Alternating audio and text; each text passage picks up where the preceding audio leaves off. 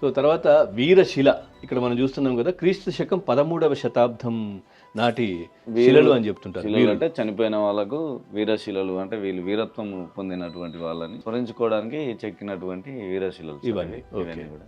తర్వాత నటరాజు, బా ఎంత అద్భుతంగా ఉన్నది నిజంగా. నటరాజుకు సంబంధించినటువంటి నటరాజమూర్తి క్రీస్తు శకం 10 నుంచి 11వ శతాబ్దంలో ఇదంతా చేసిందనమాట. రైట్, ఇక్కడ చూస్తున్నాం కదా సార్, ఇవన్నీ విగ్రహాలు నిజంగా.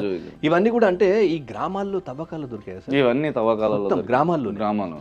సో ఇక్కడ చూస్తున్నాం కదా, పామాకారంలో 5 పడగలు. సో ఇది కూడా క్రీస్తు శకం 12వ శతాబ్దంలో ఉన్నటువంటి విగ్రహం అని చెప్తున్నారు సార్. ఇవన్నీ కూడా అంటే ప్రతి చోట కూడా ఎక్కడ తవ్వినా కానీ బయటపడుతుంటాయా?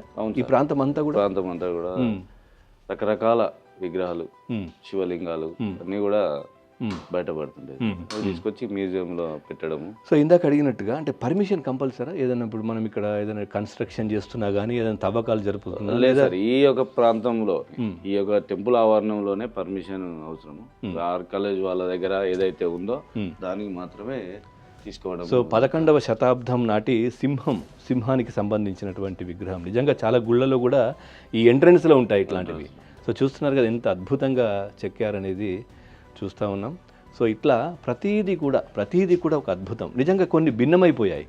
సో ఇక్కడ ఎలిఫెంట్ రైడర్ అంటే ఈ రైడర్ ఈ పైన కూర్చొని ఉన్నటువంటి బొమ్మ పోయినట్టున్నది, కట్ అయిపోయింది, కాళ్ళు మాత్రమే ఉన్నాయి. 12వ శతాబ్దంది.